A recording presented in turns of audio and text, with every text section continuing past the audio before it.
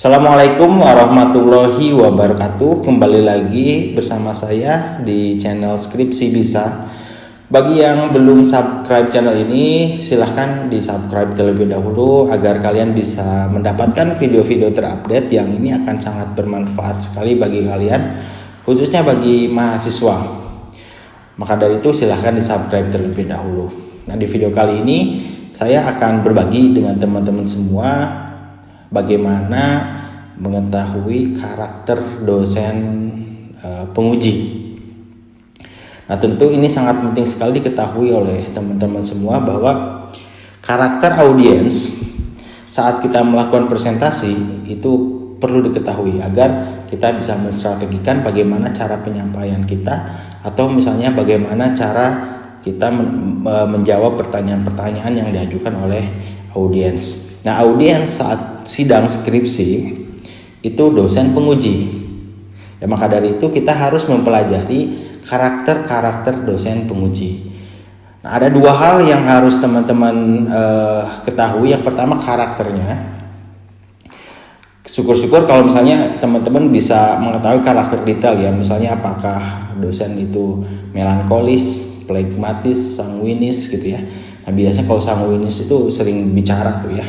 Kalau melankolis mungkin lebih tenang. Nah, itu penting ya, karakter dosen itu penting diketahui, khususnya calon penguji kita. Syukur-syukur kalau tadi mengetahui karakter-karakter itu ya. Kemudian yang kedua, kita harus tahu bagaimana cara dosen tersebut memberikan pertanyaan, memberikan kritik ya, atau memberikan masukan kepada kita. Kita harus ketahui. Nah, jadi dua hal itu yang penting diketahui. Nah, untuk mengetahui itu bagaimana caranya ya. Sebetulnya kalau kita sering berinteraksi dengan dosen yang akan menjadi calon penguji kita, itu tidak akan sulit untuk mengetahui karakter beliau. Biasanya saat kita melakukan sidang skripsi terdapat 3 atau bahkan sampai 5 penguji ya yang menjadi penguji kita saat kita skripsi. Artinya ada ya sekitar itu ya, sekitar 3 sampai 5 calon dosen penguji yang perlu kita ketahui karakter masing-masing. Cara pertama, teman-teman bisa amati di kelas ya. Kalau kebetulan misalnya kalian pernah mendapatkan mata kuliah dosen penguji kalian, itu akan lebih mudah. Kita harus amati saat di kelas karakter masing-masing dosen yang pernah kita belajar kepada mereka di mata kuliah yang mereka ampu. Kita harus tahu karakter masing-masing. Ya, Bapak ini seperti apa karakternya? Kalau misalnya bertanya bagaimana, nah itu harus tahu sehingga kita punya informasi saat kita sidang misalnya ya. Terus kita dapat dosen penguji yang kita pernah belajar dengan beliau, tentu ini menjadi hal yang bagus ya ketika kita sudah mengetahui karakter dosen tersebut. Nah, itu bisa jadi pengamatan di kelas kita terhadap karakter dosen ini akan menjadi informasi yang berguna saat kita akan melakukan sidang skripsi. Nah, tentunya biasanya ya rata-rata yang saya tahu di kampus-kampus itu sebelum ada jadwal sidang kita sudah dikasih tahu dosen pengujinya siapa ya. Jadi jadwal sidang terus ada nama dosen pengujinya atau nama calon dosen pengujinya siapa, itu biasanya dikasih tahu. Sehingga ada waktu, kalaupun misalnya teman-teman belum pernah sama sekali bertemu dengan dosen pengujinya atau tidak pernah interaksi dengan dosen pengujinya, ya tentu kita harus cari tahu. Ya, syukur-syukur kalau misalnya pernah belajar di mata kuliah dosen tersebut. Itu yang pertama ya, kita harus melakukan pengamatan di kelas ya. Siapa tahu dosen yang pernah mengajar kita ini menjadi salah satu dosen penguji kita. Itu yang pertama. Yang kedua adalah kita harus sering menghadiri seminar proposal yang dilakukan entah itu kakak tingkat ataupun teman-teman kita.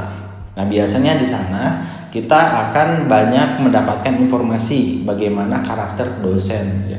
Nah, lalu biasanya dosen yang menjadi penguji di seminar atau jadi pembahas di seminar itu biasa menguji juga, sehingga kita bisa catat nama dosennya siapa, kemudian karakternya bagaimana dari hasil pengamatan kita. Selain kita memperhatikan teman kita saat seminar proposal ya, lalu kita kasih catatan juga bagaimana cara dosen tersebut memberikan masukan, memberikan pertanyaan, ya kita bisa catat gitu. Nah, jadi harus sering-sering menghadiri seminar proposal. Biasanya ada beberapa kampus yang mensyaratkan wajib ya mahasiswa harus mengikuti seminar proposal, entah itu 3 kali, 4 kali gitu ya. Nah, kita harus menghadirinya. Maka dari itu selain menghadirinya, kita harus ada catatan-catatan ya mengenai bagaimana karakter dosen yang akan menjadi calon penguji kita. Ini akan mendapatkan banyak informasi sehingga kita bisa lebih prepare terhadap nanti saat sidang skripsi apabila mendapatkan dosen yang pernah kita amati ya saat seminar proposal atau saat sidang proposal itu ya. Nah, itu yang kedua, sering menghadiri seminar atau sidang proposal yang diadakan oleh kampus. Kemudian selanjutnya adalah bertanya kepada teman kita yang sudah sidang. Ya, ini cara yang terbaik. Atau tanya kepada kakak kelas yang pernah sidang. Kalau bapak ini, kalau ibu ini, gimana cara nanyanya? Apa aja yang ditanya? Kemudian karakternya seperti apa sih saat memberikan sebuah pertanyaan kepada mahasiswa. Nah, ini tanya aja kepada teman-teman yang sudah melakukan sidang skripsi. Nah, tentu kalau misalnya kita sudah tahu duluan siapa nama penguji kita, ya kita bisa cari teman yang pernah diuji oleh dosen atau calon penguji kita. Ini akan lebih efektif ya. Nah, selain itu semua ya tentu tergantung kita juga saat melakukan sidang skripsi. Sebetulnya mempelajari karakter dosen ini, karakter dosen penguji bukan untuk, ini salah satu tips untuk bisa lancar dalam sidang skripsi. Tetapi ada hal penting atau faktor penting yang perlu kita persiapkan, yaitu pemahaman kita terhadap skripsi itu sendiri ya.